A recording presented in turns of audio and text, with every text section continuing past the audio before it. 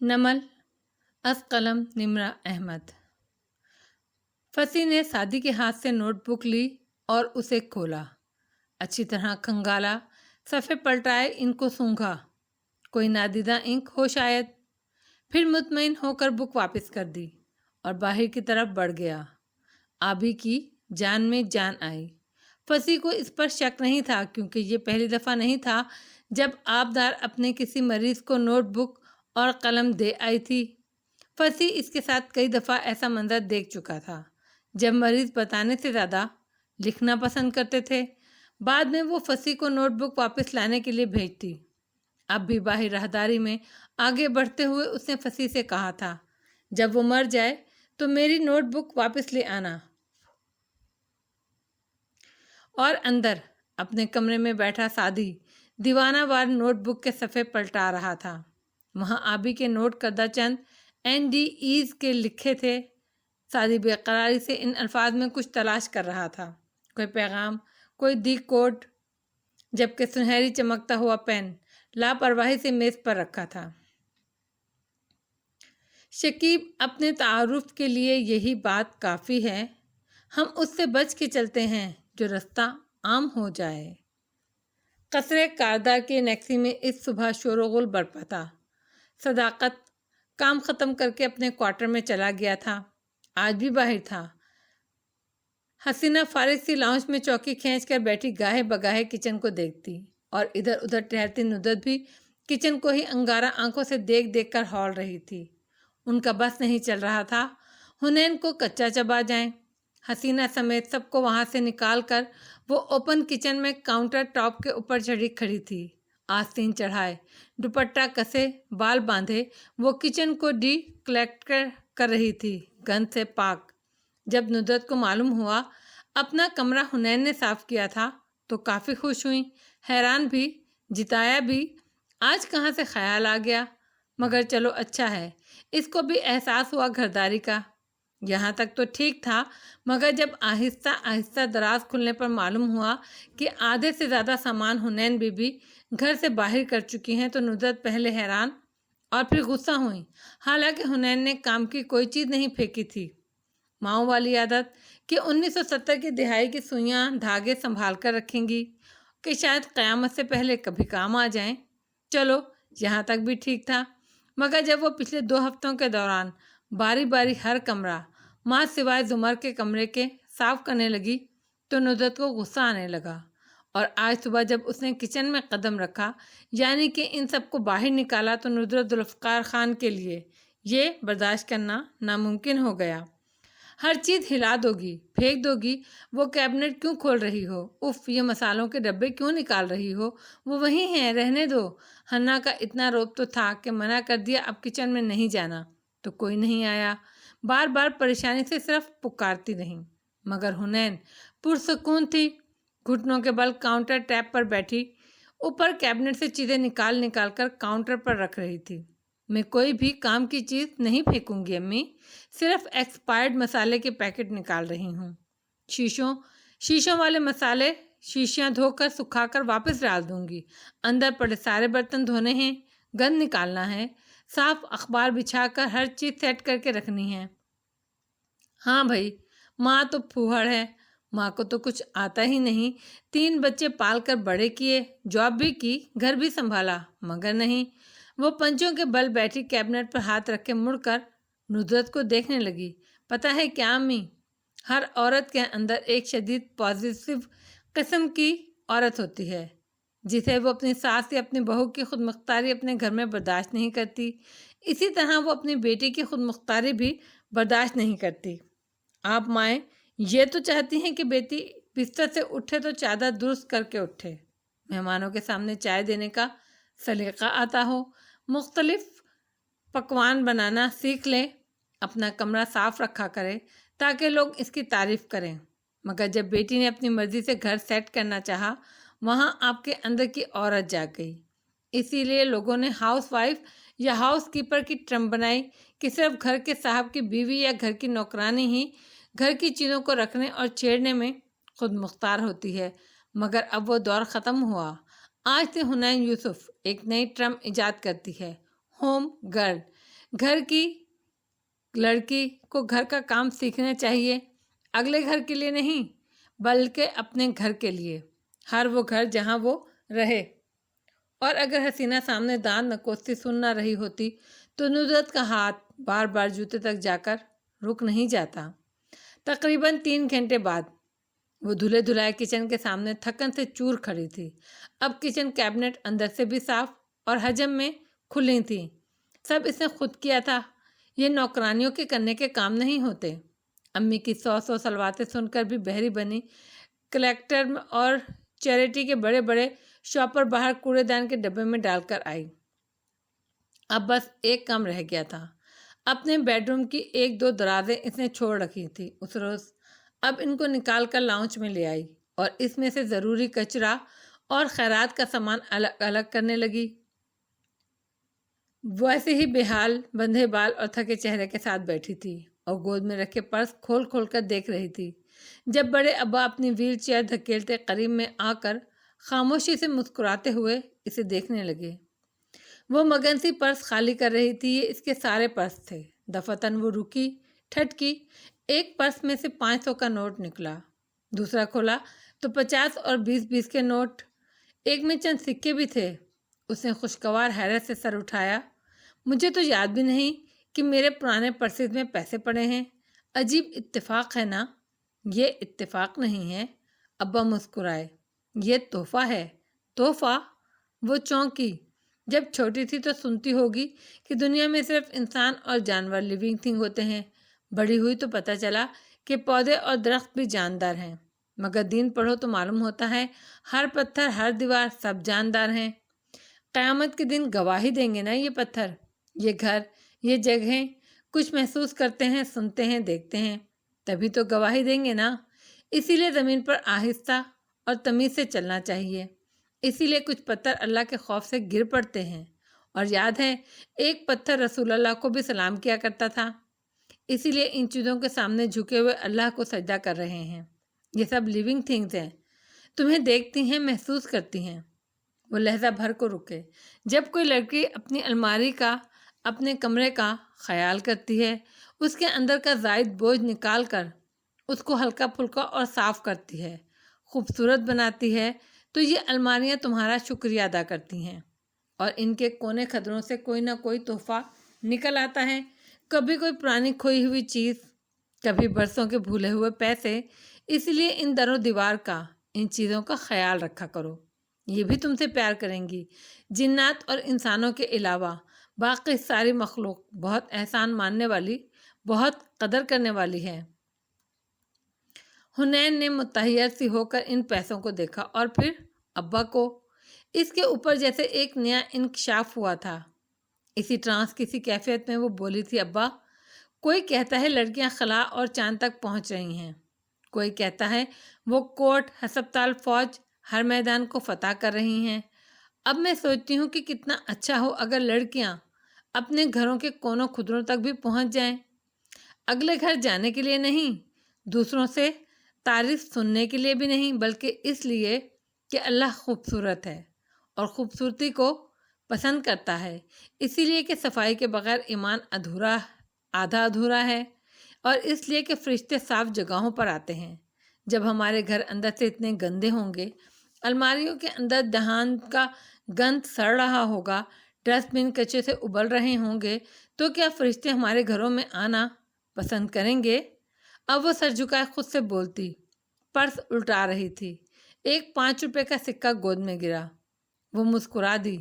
اس کو اب زمر، اسامہ یا ندرت کی تعریف کی ضرورت نہیں تھی، اس کا گھر، اس کی الماریاں، اس کے در و دیوار تو واقف تھے نا اس کی محنت سے، وہی اس کا شکریہ کہہ رہے تھے۔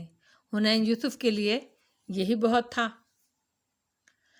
ہر چند راکھ ہو کر بکھرتا ہوں راہ میں، جلتے ہوئے پروں سے اڑا ہوں مجھے بھی دیکھ۔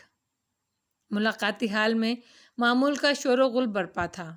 گلاس بوت کے دونوں اطراف فارس اور زمر بیٹھے تھے، درمیان میں شیشہ تھا جس میں ننھے ننھے سوراخ تھے، ساتھ میں قطار میں 2 درجن بوت لگے تھے، ایک طرف قیدی تو دوسری جانب ان کے عزیز و اقارب جو ان سے ملاقات کر رہے تھے۔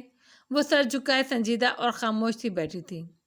فارس نے انگلی سے شیشہ کھٹکھٹایا۔ زمر نے چونک کر سر اٹھایا، وہ بغور اسے دیکھ رہا تھا۔ پریشان ہو؟ زمر نے سر جھکایا اور فائل کھولی۔ کالم کے پیچھے اڑ سے بال سر جھکائے۔ اب وہ کہہ رہی تھی، پروسیکیوٹر نے بہت سے گواہ گیو اپ کر دیے ہیں۔ جب وکلا چاہتے ہیں کہ کوئی کیس جلد از جلد چلے تو وہ کم سے کم گواہ پیش کرتے ہیں۔ میری یہی اسٹریٹجی تھی، مگر میں تمہارے گواہ دینے سے خوش نہیں ہوں۔ خیر، تم فیصلہ کر ہی چکے ہو تو تمہیں وٹنس پریپ کرانی ہے، وقت کم ہے۔ کلائی پر بندھی گھڑی دیکھی اور سر اٹھا کر فارس کو، جب وہ کوئی ایسا سوال پوچھیں جس کا جواب نہ دینا چاہو تو 4 لفظ بول دینا، آئی ڈونٹ ریکال، مجھے یاد نہیں۔ قانوناً یہ جھوٹ نہیں ہوتا۔ اور جب وہ تم سے پوچھیں کہ اس رات تم کہاں تھے تو کہنا، میں نے بہت دفعہ بتایا ہے میں اس رات گھر تھا۔ اب یہ سچ ہے کیونکہ تم بہت دفعہ کہہ چکے ہو کہ تم اس رات گھر پر تھے۔ تمہاری بہت دفعہ کہی بات سچ تھی یا جھوٹ، یہ الگ بات ہے۔ اوکے، اس نے سر کو خم دیا۔ وہ اب اس سے سوال پوچھنے لگی، فارس قاضی، کیا آپ کے اور قمر الدین صاحب کے درمیان کوئی دشمنی تھی؟ مجھے یاد نہیں، وہ پرسکون سا بولا۔ کیا آپ نے قمر الدین کو جیل میں پیٹا تھا؟ مجھے یاد نہیں۔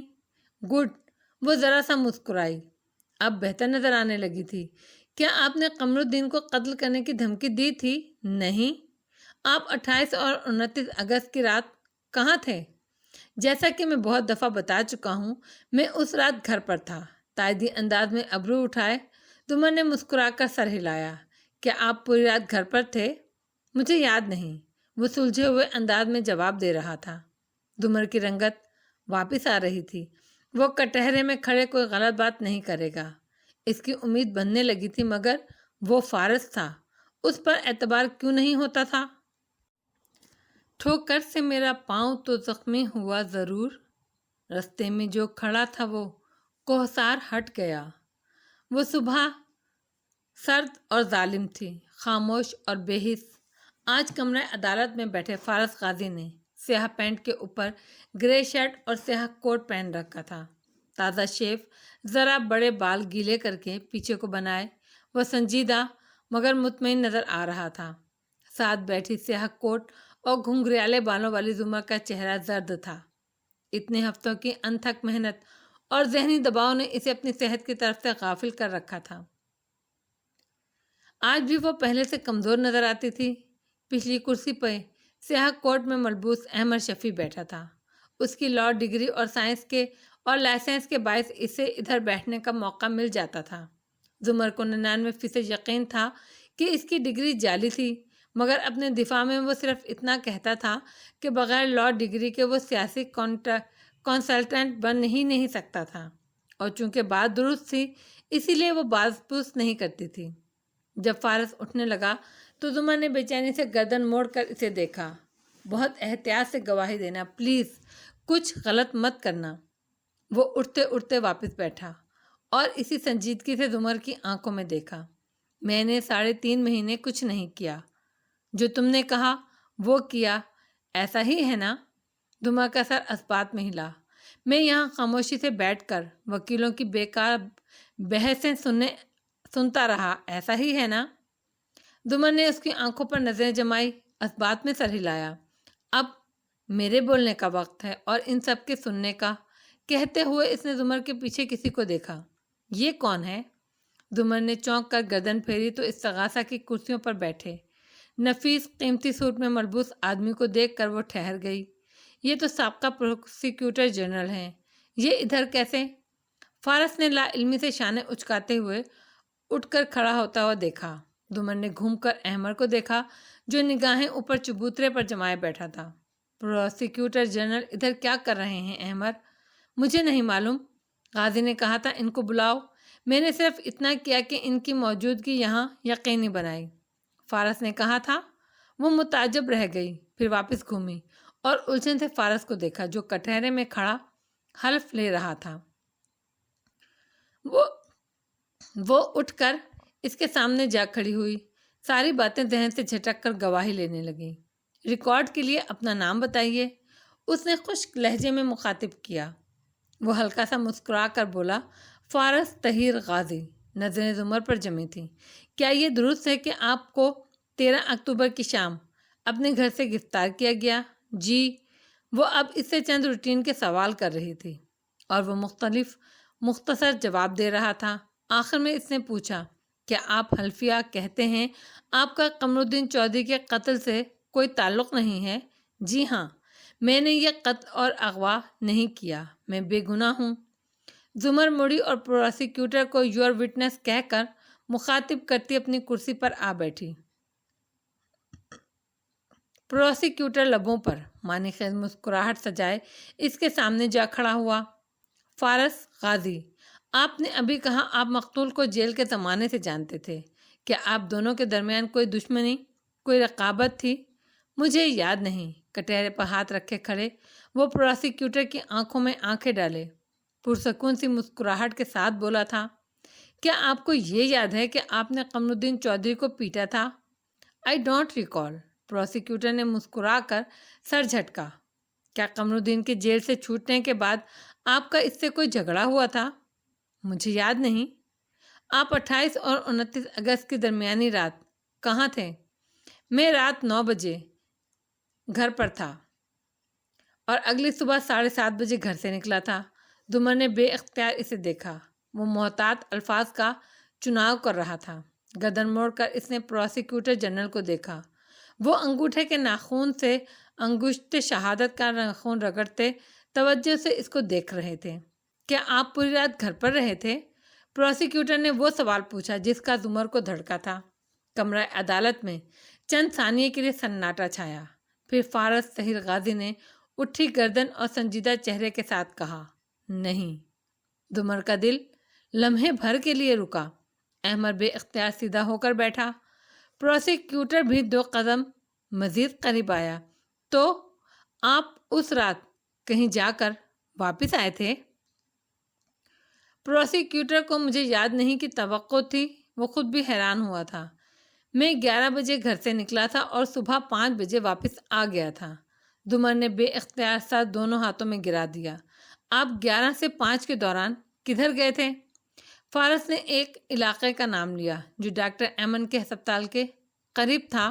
یہ علاقہ قمر الدین کے قتل کی جگہ سے کافی دور ہے۔ میں پوری رات اسی علاقے میں تھا، وہ پرسکون سا کہہ رہا تھا۔ زمر کو نہیں سمجھ آئی وہ کس بات پہ اعتراض کرے۔ اس کا گواہ اپنے ہی خلاف ہاسٹل وٹنس بن رہا تھا۔ اور آپ وہاں کس جگہ تھے؟ وہ لمحے بھر کو رکا۔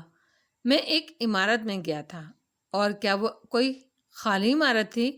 کوئی زیر تعمیر ہسپتال، کوئی فیکٹری جہاں آپ کی ایلیبائی ثابت کرنے کے لیے ایک بھی شخص ہو؟ پروسیکیوٹر کے لبوں پر استہزائیہ مسکراہٹ بکھری۔ وہاں 32 لوگ تھے جنہوں نے مجھے دیکھا پوری رات۔ میرے پاس 32 ایلیبائیز ہیں۔ جہاں پروسیکیوٹر لمحے بھر کے لیے لاجواب ہوا، وہاں زمر نے چونک کر سر اٹھا کر اسے دیکھا۔ وہ اسی طرح پرسکون تھا۔ پروسیکیوٹر جنرل نے کرہ کر آنکھیں میچیں۔ 32 لوگ؟ پروسیکیوٹر قدرے ہکلا کر سنبھلا۔ یہ کون سی جگہ تھی؟ یہ ایک ایسی میٹنگ پلیس ہے، ملاقات کی جگہ۔ بور ہوئے لوگ ادھر جاتے ہیں۔ اور آپ ادھر کیوں گئے تھے؟ میں کافی پینے گیا تھا۔ وہ تازہ دم سی مسکراہٹ کے ساتھ بولا۔ پروسیکیوٹر کو سمجھنے میں چند لمحے لگے۔ آپ کا مطلب ہے یہ کوئی بار یا کلب جیسی جگہ ہے؟ جی۔ تو وہاں لڑکیاں بھی ہوں گی؟ پروسیکیوٹر نے اب کے مسکرا کر زمر کو دیکھا۔ کیا آپ کسی لڑکی کے ساتھ تھے؟ وہاں لڑکیاں نہیں ہوتی، صرف مرد ہوتے ہیں۔ وہ الفاظ توڑ توڑ کر بول رہا تھا۔ لمحے بھر کو کمرہ عدالت میں خاموشی چھا گئی۔ زمر کو اپنے کانوں سے دھواں نکلتا محسوس ہوا۔ نچلا لب دانتوں تلے دبائے وہ بالکل سن سی فارس کو دیکھ رہی تھی۔ اچھا، آئی سی، سو آپ اس کلب میں تھے پوری رات؟ پروسیکیوٹر صاحب، وہاں 32 لوگ، 32 مرد اس رات موجود تھے۔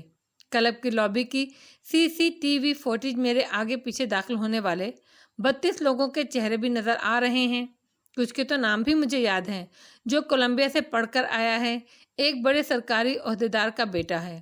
وہ بار کاؤنٹر پر میرے ہی ساتھ بیٹھا تھا۔ اس کا بازو فریکچر ہوا تھا اور زمر نے بے اختیار گردن موڑ کر پروسیکیوٹر جنرل کو دیکھا۔ جن کی نظریں فارس غازی پر گڑی تھیں اور کان سرخ تھے۔ ادھر وہ پرسکون سا کہہ رہا تھا۔ جج صاحب ایک دم چونک کر فارس کو دیکھنے لگے۔ آپ پروسیکیوٹر صاحب ان 32 لوگوں کو سب معائنہ کریں، کورٹ بلائیں اور میری ایلیبائی کی تصدیق کر لیں۔ میں آپ کو ان کے نام دینے کے لیے تیار ہوں۔ آپ نے مجھے گرفتار ہی ان لوگوں کے نام کے لیے کیا ہے نا، تو مجھ سے پوچھیں۔ سادگی سے جج صاحب کی طرف دیکھا۔ بالکل، آپ ان کے ناموں کی فہرست عدالت میں جمع کروائیں، عدالت ان کو باری باری طلب کر کے سوال جواب کر لے گی۔ پروسیکیوٹر کا اعتماد واپس آنے لگا۔ یور آنر، وہ ایک دم کھڑی ہوئی۔ اب کچھ اسے سمجھ میں آنے لگا تھا۔ فارس غازی ان لوگوں کی فہرست عدالت کے حوالے نہیں کر سکتا کیونکہ وہ عزت دار لوگ ہیں۔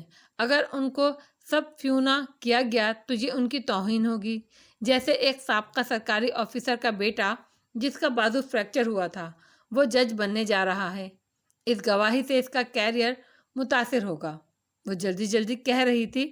پروسیکیوٹر نے جھلا کر اسے دیکھا۔ یور آنر، اگر دفاع کو ملزم کی ایلیبائی ثابت کرنی ہے تو ان کو وہ فہرست عدالت کے حوالے کرنی ہوگی۔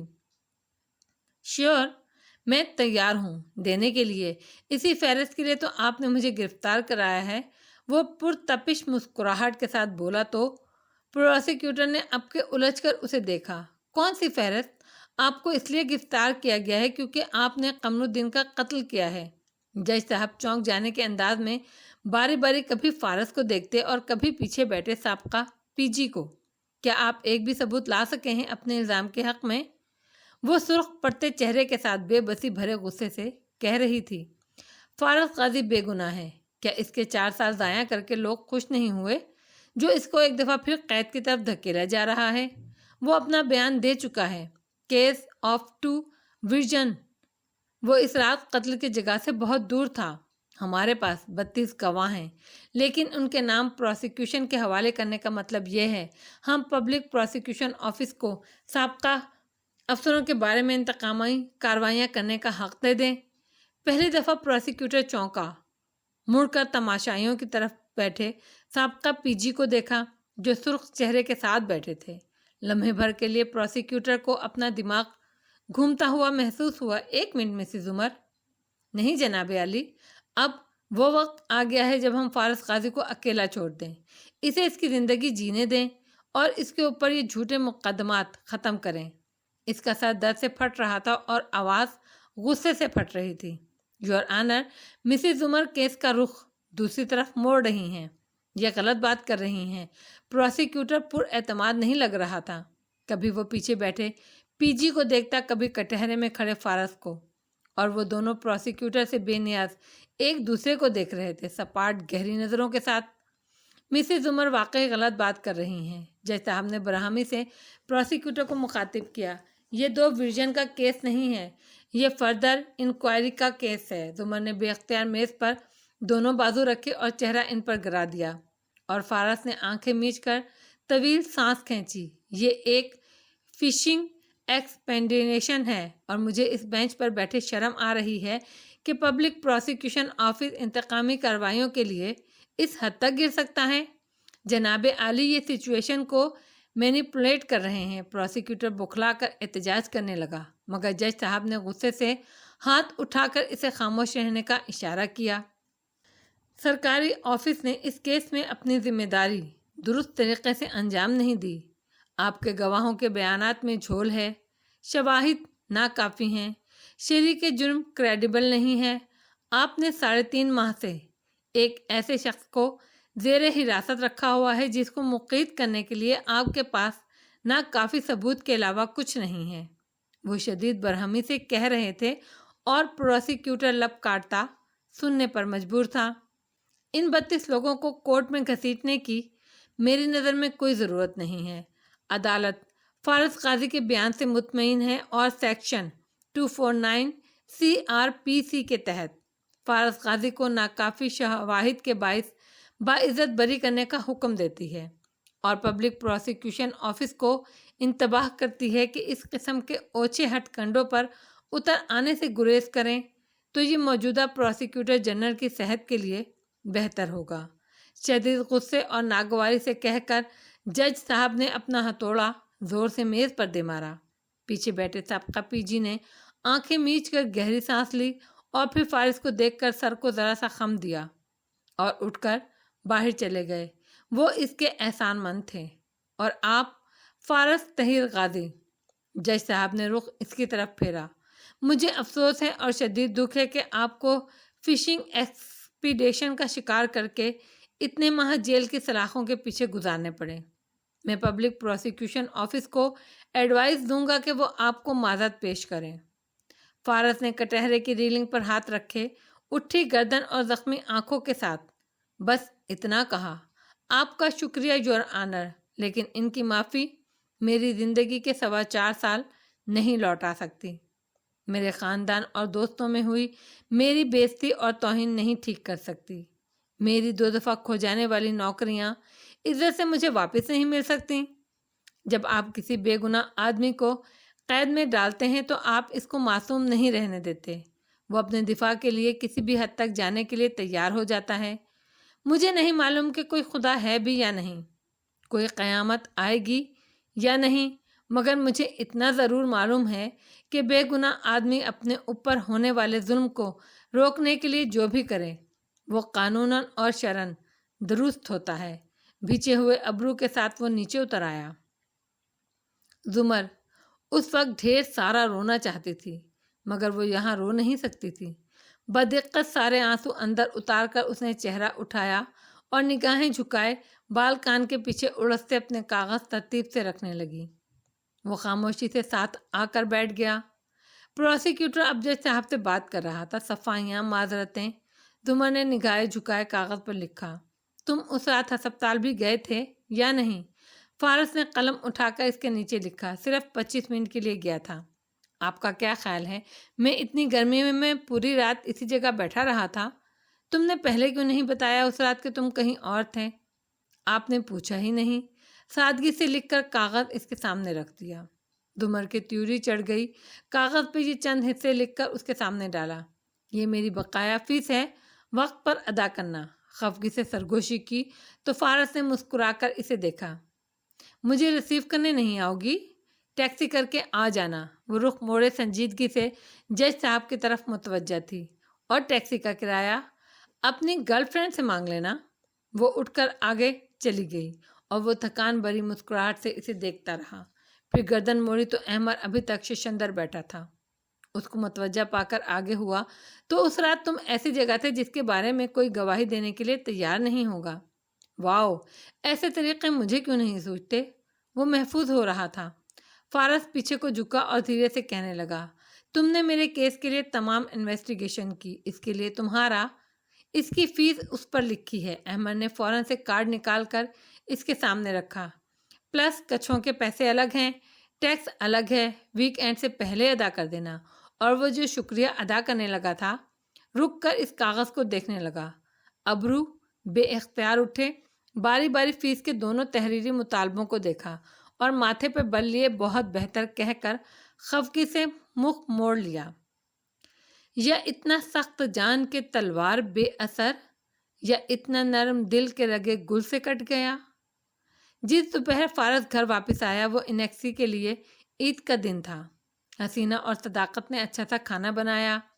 سیم، ندرت اور بڑے ابا اس کے ساتھ لاؤنج میں بیٹھے تھے۔ سب خوش باش اس سے باتیں کر رہے تھے۔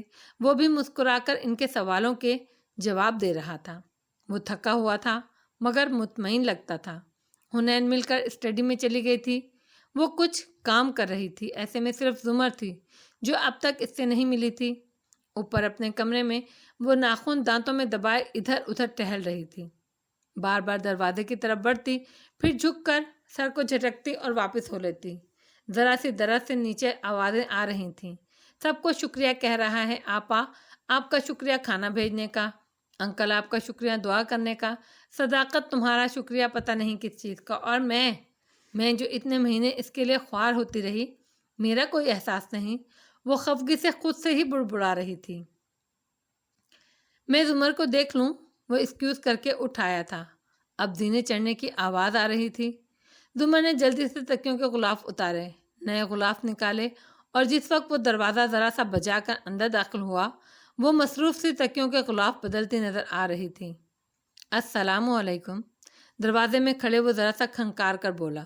زمر نے ایک بے نیاز اچٹی نگاہ اس پر ڈالی۔ جینس پر سویٹر پہنے وہ تھکا ہوا مگر مطمئن لگ رہا تھا اور تکیے کو نئے کور میں ڈالتے ہوئے مصروف انداز میں بولی، نمبر 1، میں نے تمہارے لیے جو بھی کیا ٹیم پارٹنر سمجھ کر کیا۔ نمبر 2، میں اب بھی نہیں بھولی کہ تم نے مجھے سب استعمال کر کے جیل توڑنی چاہی تھی۔ نمبر 3، مجھے تمہاری ریسٹورنٹ والی باتیں بھی یاد ہیں۔ نمبر 4، تم جب چاہو ڈائیورس پیپرز بنوا لو، اگر میرے پاس حق طلاق ہوتا تو میں خود بنوا لیتی۔ نمبر 5، میں مزید تمہارے ساتھ نہیں رہنا چاہتی، اسی لیے میں نے اپنا سامان نیچے اسٹڈی روم میں شفٹ کر دیا ہے، یہ کمرہ اب صرف تمہارا ہے۔ نمبر 6، ہم ٹیم کی طرح پہلے ہی کی طرح کام کرتے رہیں گے، لیکن تمہاری بے گناہی معلوم ہونے کا یہ مطلب نہیں ہے کہ میں نے تمہیں معاف بھی کر دیا ہے۔ نمبر 7، الفاظ ٹوٹ گئے کیونکہ وہ خاموشی سے قدم قدم چلتا اس کے پیچھے آ کھڑا ہوا تھا۔ اس کے دونوں ہاتھ اپنے ہاتھوں میں لے کر اسے اپنے کندھے سے لگایا اور تھوڑی اس کے کاندھے پر جمائی۔ آنکھیں بند کیے اس نے صرف اتنا کہا، شکریہ میرے لیے لڑنے کا۔ چند ساتیں اور گزریں، چند لمحے اور سرکے۔ زمر جو بالکل منجمد ہو گئی تھی وہ مشکل گہری سانس لے کر بولی، نمبر 7، میں کل تمہارے خلاف ریسٹریننگ آرڈر فائل کروں گی، جس کے تحت تمہیں مجھ سے 10 فٹ دور رہنا ہوگا۔ اور اپنے ہاتھ چھڑائے۔ فارس نے چہرہ اٹھایا، اسے کوہنی سے تھامے اپنے سامنے کیا اور قدرے تعجب سے اسے دیکھا۔ یہ تم کل یہ آرڈر فائل کرو گی؟ واقعی؟ بالکل، گردن اکڑا کر بولی، مگر اس کی آنکھوں میں دیکھنا اف، مگر کل تو چھٹی ہے، میرا مطلب تھا پرسوں، تل ملا کر بولی اور کوہنی چھڑا کر دروازے کی طرف بڑھ گئی۔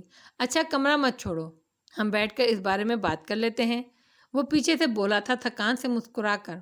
نمبر 8، میرا فیصلہ حتمی ہے، بظاہر خشک لہجے میں کہہ کر وہ دروازہ کھول کر باہر نکل گئی۔ سیڑھیاں اترتے اس کے کانوں سے دھواں نکل رہا تھا۔ بمشکل چہرے کو نارمل رکھا، وہ اسٹڈی میں آئی تو اندر نقشہ بدلا ہوا تھا۔ ایک صوفہ کم بیڈ جو فی الحال کھلا ہوا تھا اور اس کی اونچائی 2 میٹر جتنی ہی تھی، پر حنین لیپ ٹاپ لیے بیٹھی تھی۔ اندر سفید فلیش لگی تھی اور ہنّا یک ٹک اسے دیکھ رہی تھی۔ کیا بنا؟ زمر فوراً اس کے قریب آئی۔ میں نے اس فلیش ڈرائیو کے پروگرام کو ڈی کریپٹ کر لیا ہے اور وہ کھل گئی ہے۔ زمر کو آگے پیچھے کی ہر شے بھول گئی، دل و دماغ میں جیسے سکون سا اتر آیا۔ اوہ ریئلی؟ وہ خوشی سے کہتی اس کے ساتھ آ بیٹھی اور اسکرین کو دیکھا۔ کیا نکلا اس میں؟ حنین ابھی تک شل تھی۔ میں نے اتنے مہینے لگائے، اتنا وقت برباد کیا صرف ایلیسا اور آنا کے لیے؟ کیا؟ حنین نے اسکرین کا رخ اس کی طرف پھیرا۔ اس فلیش ڈرائیو میں سوائے فروزن فلم کے کچھ بھی نہیں ہے، ہر طرح سے کھنگال چکی ہوں، مگر یہ خالی ہے۔ یا تو بھائی نے اصل فلیش مجھے نہیں دی یا اس نے غلط فولڈر کاپی کیا تھا۔ وہ ابھی تک سن تھی۔ اوہ نہیں، زمر نے نڈھال سا ہو کر سر پیچھے کو گرا لیا اور قصرے کاردار کے لاؤنج میں جواہرات کاردار غصے سے ادھر ادھر ٹہل رہی تھی۔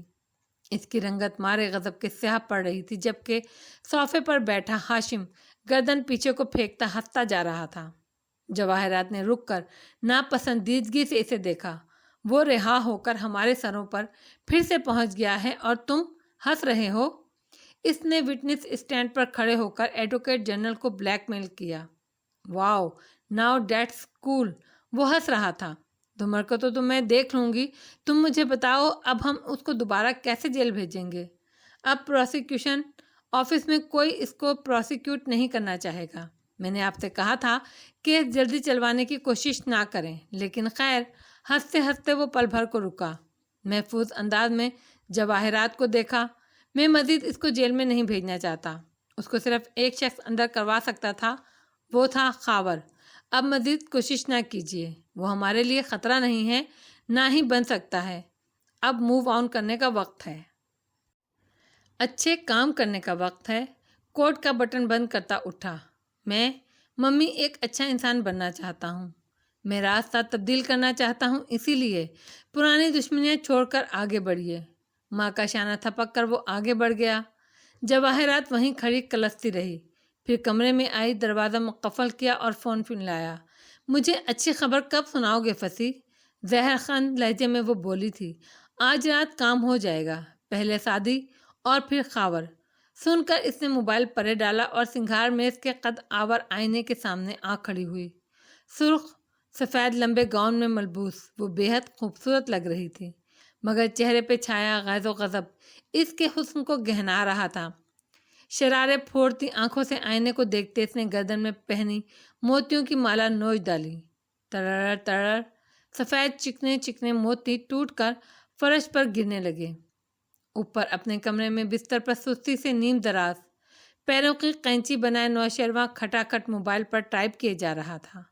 بال بنے تھے اور لباس سے لگتا تھا ابھی آفس سے لوٹا ہے۔ آنکھوں میں ازلی بیزاری کی جگہ مصروف سا تاثر تھا، گویا گفتگو میں بے حد منہمک ہو۔ بھائی شادی کرنے جا رہا ہے، اسکرین پر الفاظ ابھر رہے تھے۔ دوسری طرف سے علیشا کا جواب چمکا، یہی بتانے کے لیے اتنی صبح ٹیکسٹ کر رہے ہو؟ کیا تمہیں ذرا بھی دلچسپی نہیں سننے میں کہ وہ کس سے شادی کرنے جا رہا ہے؟ تم بتا دو۔ آبدار عبید سے، وہ ہماری یونی میں تھی، مجھے شدید ناپسند ہے وہ۔ بھائی کو وہی لوگ پسند آتے ہیں جو مجھے شدید ناپسند ہوتے ہیں۔ لکھتے ہوئے ابرو بھیج گئے اور آنکھوں میں خف کی در آئی۔ اچھا، وہی جس کو تم یونی میں تنگ کرتے تھے اور پھر ہاشم نے تمہیں پٹوایا تھا؟ وہ محفوظ ہوئی تھی۔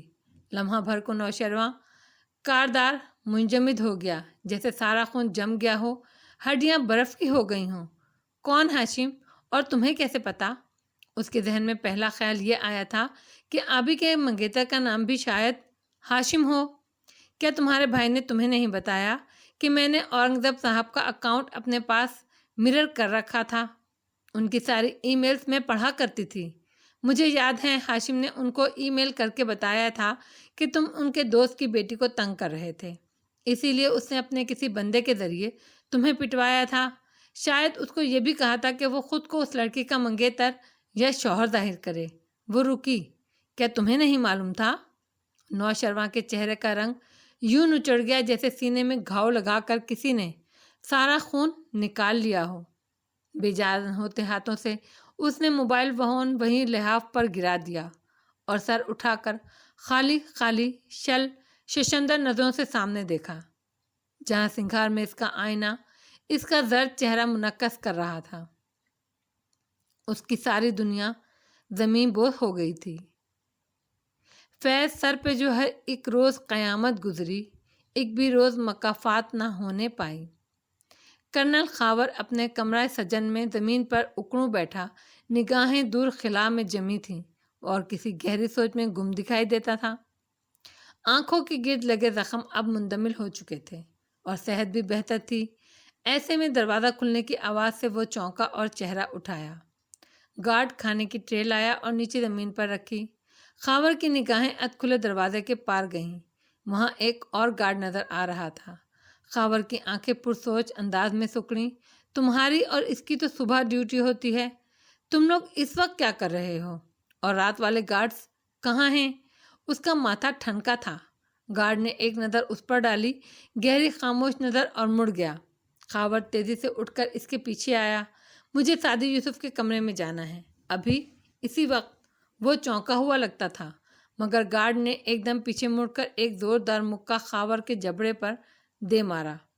حملہ غیر متوقع تھا، وہ تیورا کر پیچھے کو گرا۔ اسی اثنا میں وہ دروازہ آگے سے بند کر چکا تھا۔ خاور وحشیانہ انداز میں دروازہ پیٹنے لگا۔ اگر تم نے اسے مارا تو تمہیں نہیں چھوڑوں گا میں۔ تم اس کو نہیں مار سکتے، اس کو ابھی نہیں مرنا۔ سعدی یوسف کے کمرے تک یہ آوازیں سنائی نہیں دے رہی تھیں۔ وہ اسٹڈی ٹیبل پر بیٹھا کاغذ سامنے رکھے سنہری قلم سے لکھتا جا رہا تھا۔ میں پناہ مانگتا ہوں اللہ کی دھتکارے ہوئے شیطان سے۔ سیاہ ٹی شرٹ میں ملبوس اس لڑکے کے تازہ شیمپو کیے بال گیلے اور سلیقے سے پیچھے کو بنے تھے۔ وہ گردن ترچھی کیے منمہک سا قلم کاغذ پر رگڑ رہا تھا۔ قرآن میں بہت سے واقعات آپ پھیر پھیر کر لاتے ہیں اللہ تعالیٰ، ان کو دہراتے ہیں۔ ہر دفعہ دہرانے کا مقصد مختلف ہوتا ہے۔ جیسے سورہ نمل میں جتنے بھی واقعات ہیں ان میں ایک قدر مشترک ہے۔ ویسے تو سبھی اقتدار مشترک ہوں گی، مگر میں محدود سوچ اور محدود علم کا آدمی ہوں۔ اتنا غور و فکر کر پاؤں گا جتنا میری ذہنی وسعت ہے۔ سو میں کہہ رہا تھا اللہ کہ اب تک جتنے واقعات پہ غور و فکر کیا ہے میں نے، ان سب میں ایک اکائی ہے جو پورے سسٹم کے خلاف کھڑی ہے۔ پہلے موسیٰ کا واقعہ، ایک موسیٰ اور سامنے فرعون اور اس کا لاؤ لشکر، پھر سلیمان اور ان کے سامنے ایک پورا سسٹم جس کو وہ کنٹرول کیے ہوئے ہیں، پھر ایک سلیمان علیہ السلام اور ان کے سامنے ملکہ سبا اور اس کے سردار سلطنت، دوسری جانب ایک ملکہ سبا اور سامنے سلیمان علیہ السلام اور ان کے لاؤ لشکر، ایک ہدہد جو پورے لشکر کے سامنے اکیلا کھڑا اپنی صفائی دے رہا ہے، اور پھر ایک شعیب علیہ السلام اور ان کے سامنے پوری کافر قوم۔ لیکن اگر غور کروں تو سورہ کا نام النمل ہے، چونٹیاں، کوئی بھی یہاں اکیلا ہو کر بھی اکیلا نہیں ہے۔ موسیٰ کے ساتھ ان کے بھائی اور ان کی قوم، سلیمان علیہ السلام کے ساتھ ان کے لوگ، ملکہ بھی اپنے سرداروں کے ساتھ ہے، شعیب علیہ السلام بھی اپنی قوم کی ایلٹ سے تعلق رکھتے تھے اور ان کے بھی وارث تھے جن سے ان کے خلاف قتل کی سازش کرنے والے ڈرتے تھے۔ انسان کو بڑے بڑے کام کرتے وقت یہ نہیں سوچنا چاہیے کہ مجھ اکیلے نے یہ سب کر لیا، میں اکیلا ایک سیلف میڈ آدمی ہوں، بلکہ نہیں، بہت سے لوگ خاموش چونٹیوں جیسے لوگ ہوں گے جنہوں نے آپ کا ساتھ دیا ہوگا۔ ان کو بھولنا نہیں چاہیے، جو بندوں کا شکر نہیں کرتا وہ رب کا شکر نہیں کرتا۔ باہر کچن میں وہی گارڈ خاموشی سے ٹرے میں پلیٹ رکھ رہا تھا، چمچ کانٹا سب برابر کیا، نیپکن سجایا، گلاس رکھا، اور نجات دی ہم نے ان لوگوں کو جو ایمان لائے اور اللہ سے ڈرتے رہے۔ اور لوط کو جب اس نے فرمایا اپنی قوم سے، کیا تم ارتکاب کرتے ہو فاحشہ، بے حیائی کا، حالانکہ تم دیکھتے ہو فاحشہ؟ تیز تیز لکھتے اس معصوم لڑکے نے گہری سانس لی۔ اس لفظ کے ساتھ ذہن میں عموماً ان کاموں کا خیال آتا ہے جو بدکاری سے جڑے ہوتے ہیں، وہ تو فاحشہ ہوتے ہیں، مگر اس لفظ کا مطلب زیادہ وسیع ہے۔ فحاشا ہر اس گناہ کو کہتے ہیں جو کھلم کھلا سر عام کیا جائے، چاہے وہ بدکاری ہو، عمل قوم لوط ہو، ستیلی ماں سے شادی ہو، یا دن دہاڑے ہونے والی قتل اور رہزنی کی وارداتیں ہوں۔ قوم لوط مسافروں کو لوٹتے تھے اور ان کا فحش عمل اس کے علاوہ ہے۔ لوط ان کو کہتے ہیں کہ تبصرون، تم دیکھتے ہو، یہاں نظر نہیں آیا، نظر یعنی آنکھ سے دیکھا، یہاں بصر کہا گیا ہے، بصر یعنی دل سے دیکھنا، بصیرت رکھنا، سمجھ رکھنا۔ تو کھلم کھلا برائیوں کو سمجھنے والے لوگ جو بھی ان کی مخالفت نہ کریں وہ بھی قوم لوط جیسے ہی ہوئے نا۔ آج کل کھلم کھلا گناہ کرنے کو بولڈنس کہا جاتا ہے، خود اعتمادی کہا جاتا ہے، بھلے ہمارے بچے بڑوں کے ساتھ بدتمیزی سے بات کر رہے ہوں، کھلم کھلا بے ادبی ہو رہی ہو، ماں باپ خوش ہو رہے ہوتے ہیں کہ بچہ کانفیڈنٹ ہے اور بولڈ ہے۔ کچن میں میری اب پیالے میں سوپ ڈال رہی تھی، گارڈ منتظر سا کھڑا تھا۔ کہا لوط نے، کیا تم آتے ہو مردوں کے پاس شہود کے لیے عورتوں کو چھوڑ کر، بلکہ تم ایک قوم ہو جو جہالت برتتے ہو۔ مگر اللہ تعالیٰ، وہ زخمی مسکراہٹ کے ساتھ لکھتا جا رہا تھا، آج کل یہ گناہ اتنا عام ہو گیا ہے کہ اب ہمارے بچے اس کو بہت لائٹ لینے لگے ہیں۔ قوانین پاس کروا کر، بایولوجیکل وجوہات بیان کر کے یہ بات لوگوں کے ذہنوں میں بٹھائی جا رہی ہے کہ کچھ لوگ ایسے ہی ہوتے ہیں، سو ان کو برداشت کریں، درگزر کریں۔ تو پھر لوط نے برداشت کیوں نہیں کیا؟ کائنات میں کسی نے یہ گناہ پہلے نہیں کیا تھا، یہ اسی قوم سے شروع ہوا تھا۔ آج لوگ اس کو برداشت، روشن خیالی، ترقی پسندی کی علامت قرار دیتے ہیں۔ ہمارے والد لوط نے اس کو جہالت قرار دیا تھا۔ ٹرے میں میری نے گرم گرم چاولوں کی پلیٹ رکھی، ساتھ میں چکن گریوی، پانی کی گلاس میں انڈیلا، اور ٹرے اٹھانے لگی تو گارڈ آگے بڑھا۔ میں اسے کھانا دوں گا، یہ مسز کاردار کا حکم ہے۔ میری کی آنکھوں میں تعجب ابھر آیا، مگر خاموش رہو۔ اسے گھور کر ٹرے اٹھائی اور آگے بڑھ گیا۔ میری گو مگو سی کھڑی رہ گئی۔ تو نہ تھا جواب اس قوم کا مگر یہ کہ نکال دو آل لوط کو اپنی بستی سے، بے شک یہ وہ لوگ ہیں جو بہت پاک بنتے ہیں۔ دلچسپ بات یہ ہے اللہ کہ آج بھی سوشل میڈیا پر اس ایشو پہ 3 طرح کے لوگ بولتے ہیں۔ ایک اس کو گناہ قرار دیتے ہیں، دوسرے اس کے حق میں فطری اور پرسنل چوائس ہونے کی دلالت کرتے ہیں، اور تیسرے لوگ اس عمل کے مخالفین کو نشانہ بناتے ہیں کہتے ہیں یہ مخالفت کرنے والے خود فجر پڑھتے ہیں، 4 بیویوں سے آگے اسلام کا پتہ ہے ان کو، یہ خود کو اتنا پارسا کیوں ظاہر کرتے ہیں، پہلے خود کو دیکھو پھر نصیحت کرو وغیرہ وغیرہ۔ یہ تیسرے لوگ بظاہر جتنا کہیں کہ ہم اس عمل کے کرنے والوں سے اتفاق نہیں کرتے، مگر یہ ان کا ذاتی معاملہ ہے وغیرہ وغیرہ، یہ لوگ بھی قوم لوط شمار ہوتے ہیں۔ اگر دائی کی بات نہیں مانتی تو اس پر پرسنل اٹیک کر دو، یہ طریقہ آج کا نہیں ہے، پتہ نہیں یہ نصیحت کرنے والا خود اندر سے کیا ہو۔ یہ فقرہ کہنا کوئی نئی بات نہیں ہے، یہ جو قوم لوط کا طریقہ ہے، جاہلوں کا طریقہ، اور سورہ نمل صورت ہے مبلغین کی، ظلم اور برائی کے خلاف کھڑے ہونے والے لوگوں کی جو نیوٹرل نہیں رہتے۔ تو نجات دی ہم نے لوط کو اور اس کے گھر والوں کو، سوائے اس کی بیوی کے، مقدر کر دیا ہم نے اس کو پیچھے رہ جانے والوں میں سے، اور برسائی ہم نے اس پر بارش، تو بہت بری تھی بارش ڈرائے جانے والوں کی۔ سعدی لکھ رہا تھا، کچن میں ہونے والی سرگرمی سے بے نیاز انسان اسی کے ساتھ ہے جس سے وہ محبت کرتا ہے۔ انجیل مقدس کے مطابق لوط علیہ السلام کی بیوی نے لوط علیہ السلام اور 2 بیٹیوں کے ہمراہ نکلتے ہوئے پیچھے مڑ کر دیکھا تھا، اور وہ نمک کا مجسمہ بن گئیں، پتھرا گئیں۔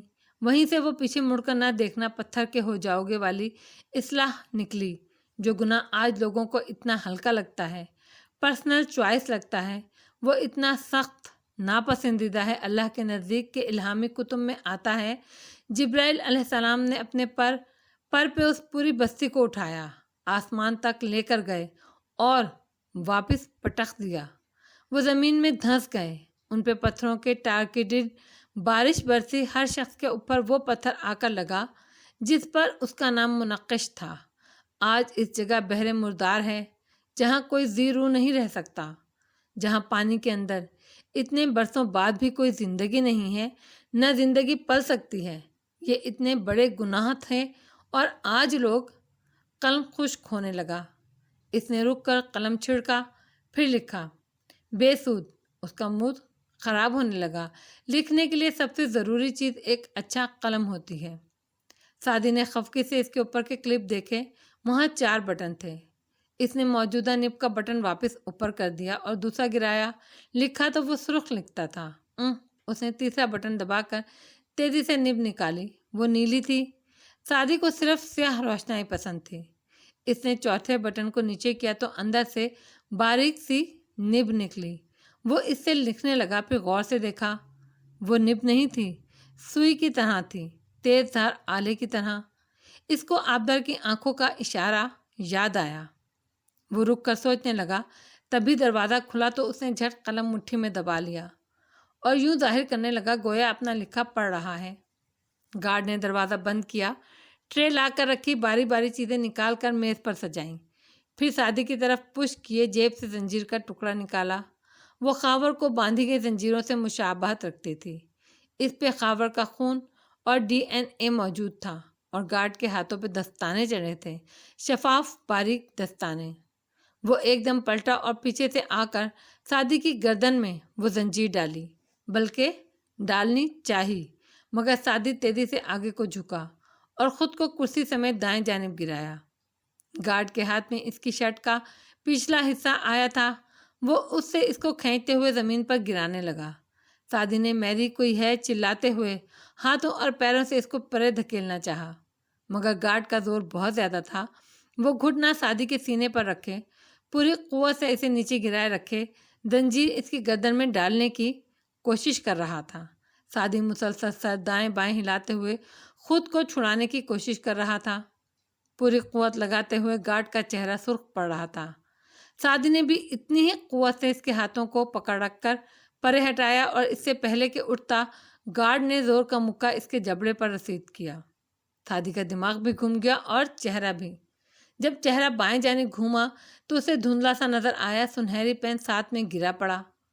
اس نے ہاتھ بڑھایا، پھیلایا، قلم چند انچ دور تھا۔ گارڈ نے اس کی گردن کے گرد زنجیر لپیٹی اور اسے کسنے لگا۔ سعدی کی انگلیوں نے قلم کو چھوا اور اگلے ہی لمحے اس نے قلم اٹھا کر گارڈ کے جسم کے اندر اتار دیا۔ دھندلی بصارت کے باعث سمجھ نہیں آیا کدھر مارا، مگر منظر ذرا واضح ہوا۔ گردن کی زنجیر ڈھیلی ہوئی تو دیکھا پین گارڈ کے ہاتھ کی پشت میں کھپ چکا تھا۔ زنجیر گارڈ کے ہاتھ سے پھسل گئی اور وہ ایک جھٹکے سے اٹھ کھڑا ہوا۔ اگلے ہی لمحے گھٹنوں کے بل زمین پر گرا۔ سعدی نے زنجیر گردن سے نکالتے لڑکھڑا کر کھڑے ہوتے اسے دیکھا۔ گھٹنوں کے بل بیٹھا گارڈ سعدی کو دیکھ رہا تھا۔ اس کی رنگت سفید پڑ رہی تھی اور آنکھوں میں ایک شل سا تاثر تھا۔ منہ سے یکایک جھاگ نکلنے لگا اور وہ منہ کے بل نیچے گرا۔ سعدی ایک لمحے کے لیے تو منجمد ہو گیا، پھر تیزی سے اس کے اوپر جھکا۔ ڈونٹ ڈائی، ڈونٹ ڈائی، جلدی سے اسے سیدھا کیا اور اس کا چہرہ تھپ تھپایا۔ گارڈ ابھی تک سعدی کو دیکھ رہا تھا۔ مرنا مت، پلیز مرنا مت، وہ وحشت سے اس کو جھنجھوڑتے ہوئے کہہ رہا تھا۔ گارڈ کی متعجب آنکھیں سعدی پر جمی تھیں۔ وہ اتنی حیرانی اور اتنی ششندر آنکھیں تھیں کہ سعدی کا دل بند ہونے لگا، اور ان آنکھوں میں روشنی بھی تھی، زندگی کی رمق۔ اور پھر سعدی نے دیکھا لمحوں میں روشنی کی وہ جوت بجھ گئی۔ گارڈ کا جسم ٹھنڈا نیلا پڑ چکا تھا، بے جان اور بالکل سرد سا۔ یہ وہ پہلا قتل تھا جو سعدی یوسف نے کیا تھا، اور یہ وہ پہلی رات تھی جب سعدی یوسف نے سعدی یوسف کو کھو دیا تھا۔